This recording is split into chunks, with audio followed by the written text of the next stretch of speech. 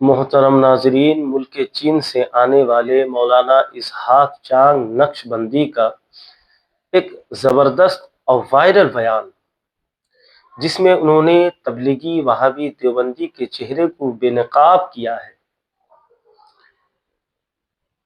इस बयान में मौलाना इसहाक चांग नक्शबंदी ने दलील और हक की रोशनी में इन फितनों का रद्द किया है। ये वीडियो उन सब के लिए बहुत अहम है जो दीन को समझना चाहते हैं और गुमराह फिरकों से बचे रहना चाहते हैं। हजरात, इस वीडियो को पूरा देखें और हक को जानें, लेकिन उससे पहले आप सबों से गुजारिश है कि हमारे चैनल पे अगर आप नए हैं तो लाइक करें, शेयर करें और ज़रूर सब्सक्राइब कर लें। आप हजरात, तौहीद, क्योंकि अहले अरब जो खास करके वहाबी अपने आप को सल्फी या हिंदुस्तान में अहले हदीस कहते हैं, वो कहते हैं कि अहले सुन्नत के पास में तौहीद नहीं है। हमारे बुजुर्गाने दीन जो गुजर के आए, ये सब तौहीद के उस मकाम पे पहुंचे जहां पर तौहीद के मार्फत, अल्लाह की मार्फत हासिल कर ली। तुम जो तौहीद का बयान करते हो, वसीला को मानते नहीं हो, तो उस पर थोड़ा डिबेट हुआ हमसे। तो हमने कहा कि देखो, खुदा मत बनो। हम खुदा कैसे बनते? माज़अल्लाह, अस्तगफिरुल्लाह। हम बोला वो रब्बे जल जलाल होकर अपने तौहीद को बयान करता है तो क्या कहता है? कुल हुवल्लाहु अहद, सुभान अल्लाह। कह दीजिए ऐ मेरे महबूब, कुल। कुल का माने कौन है ये समझो। कुल कह दीजिए। किससे कह दूं? मेरे बंदों से, आप अपने उम्मतियों से कह दीजिए वो अल्लाह एक है।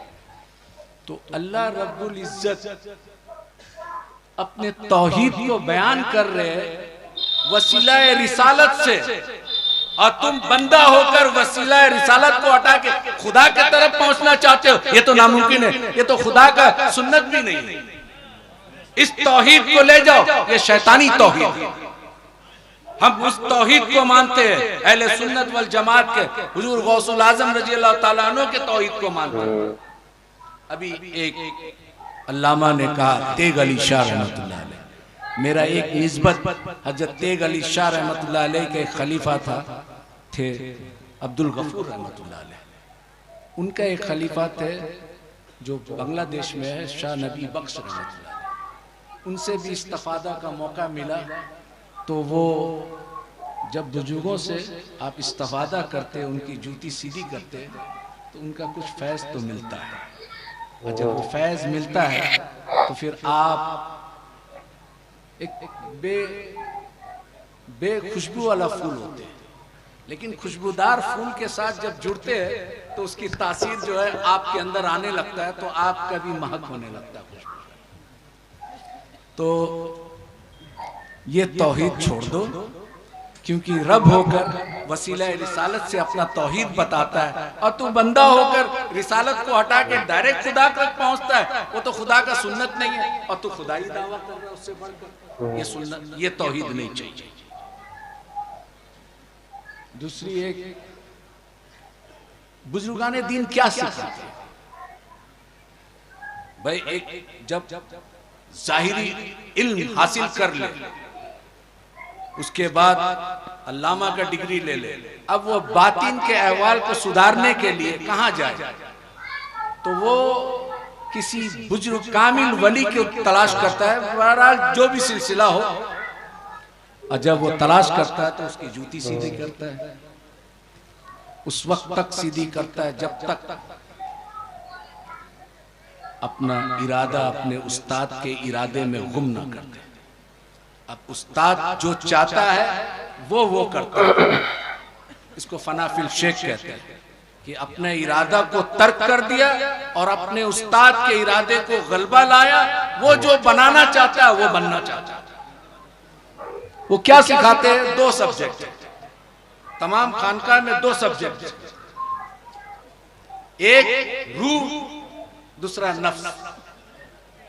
रूह और नफ्स का क्या ताल्लुकात है, तमाम बुजुर्गाने दीन का फोकस इस पर है। अब इसको एक एग्जाम्पल के तौर पर हम समझाते हैं। हमारा एक जिस्म है, जिस्म में एक मुल्क है, उसका कैपिटल उसका दिल है। दो पॉलिटिकल पार्टी है अमेरिका में, दो पॉलिटिकल पार्टी है, डेमोक्रेटिक रिपब्लिक। हिंदुस्तान में मल्टी पार्टी सिस्टम है। अब दो पार्टी लड़ाई करता है कैपिटल को कब्जा करने के लिए, रूह और नफ्स। रूह कोशिश करता है बंदों का कल्ब को हासिल करने के लिए, नफ्स कोशिश करता है बंदों के कल्ब को हासिल करने के लिए। जिसमें दो पॉलिटिकल पार्टी के हैसियत से अगर रूह गलबा आ गया या नफ्स गलबा आ गया तो अक्ल सलीम प्राइम मिनिस्टर होता है, इसको खबर देता है मेरा हाथ पांव देखना सुनना ये सब डिफरेंट मिनिस्ट्री है। तो जब नफ्स गलबा पा लेता है और पूरा इसका कल्ब पे नफ्स का गलबा हो जाता है तो इसको बुजुर्गाने दीन इस दिल को कहते हैं कल्ब जुल्मानी, क्योंकि नफ्स का गलबा हो गया, रूह इसका कमजोर है।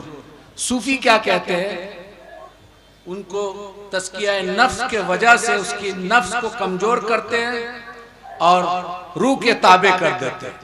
जब नफ्स गलबा पा लेता है, कल्ब को कब्जा कर लेता है और अक्ल सलीम को कहता है कि मुल्क में अब मेरा जीत हो गई, अब ये वो सुनेगा जो नफ्स चाहेगा, तो गुनाह करता है।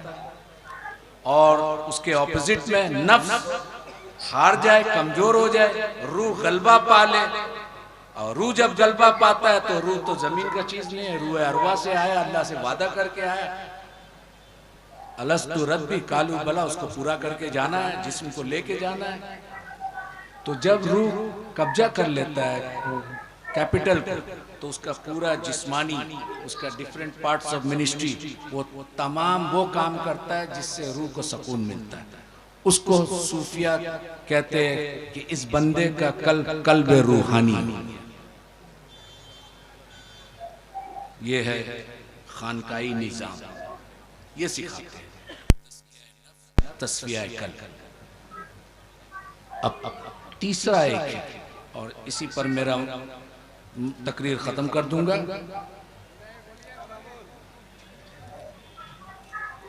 गौर से सुनिए आप लोग। चाइनीज जबान में लिंगफन कहते हैं, लिंगफन।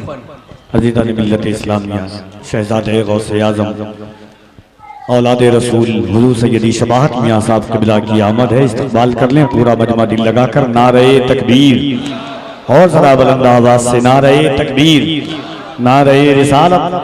हुज़ूर सैयदी शबाहत मियां साहब क़िबला फैज़ाने औलिया कॉन्फ्रेंस उर्से हज़रत दाता महबूब शाह। नारे तकबीर, नारे रिसालत।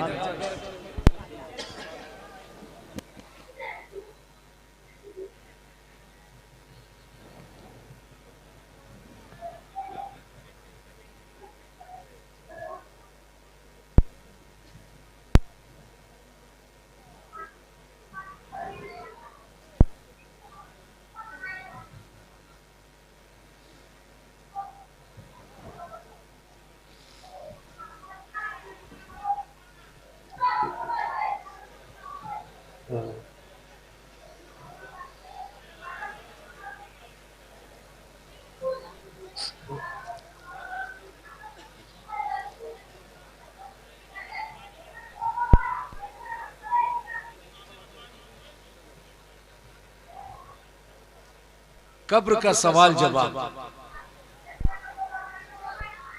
बुखारी शरीफ, मुस्लिम शरीफ में मन रब्बु का मा दीनुकुम नहीं, मा कुंतुम तकूनु फी हाजल रजुल हुआ मुहम्मदुर रसूलुल्लाह सल्लल्लाहु अलैहि वसल्लम। आपसे कब्र में सवाल जवाब होगा। क्या सवाल जवाब होगा? आपसे पूछा जाएगा और रसूलुल्लाह सल्लल्लाहु अलैहि वसल्लम का दीदार होगा और पूछा जाएगा इस शख्स के नाम मुहम्मदुर रसूलुल्लाह सल्लल्लाहु अलैहि वसल्लम है, इसके बारे में क्या कहता था, पास्ट टेंस क्या कहता था, इसका मतलब दुनिया में हम क्या कहते थे। ठीक है। अब बुखारी शरीफ में ये आ गया है कि आप कब्र का सवाल जवाब में आपसे पूछा जाएगा, रसूलुल्लाह सल्लल्लाहु अलैहि वसल्लम का दीदार होगा और दिखाया जाएगा, और आपसे पूछा जाएगा, फरिश्ते उनका नाम भी बता देंगे। आपसे पूछा जाएगा जब जिंदा था दुनिया में इनके बारे में क्या कहता था। अब यहां पर हाजिर और नाजिर का मामला था। कुछ उलमा का ख्यालात है कि रसूलुल्लाह सल्लल्लाहु अलैहि वसल्लम के रोज़े अतर का पर्दा जो है वहां से खोल दिया जाएगा, उनका दीदार कराया जाएगा, अब पूछा जाएगा। कुछ का ऐसा ख्याल है, कुछ का है कि दीदार नसीब होगा, कब्र में दीदार मुस्तफ़ा सल्लल्लाहु अलैहि वसल्लम का दीदार होगा और आपको नाम बता के फरिश्ते पूछेंगे क्या कहता था। ठीक है। अब ये अमीरुल मोमिनीन फिल हदीस इमाम बुखारी रहमतुल्लाह अलैह, अब हम पूछते हैं कि रसूलुल्लाह सल्लल्लाहु अलैहि वसल्लम अभी मदीना मुनव्वरा में मौजूद है और यमन में, मक्का में सहाबा वफात पा गए, उनको दफन कर दिया गया। तो यही सवाल अगर है तो आका अलैहिस्सलाम तो अभी दुनिया में मौजूद है, फिर किसको दिखाया जा रहा है कब्र में?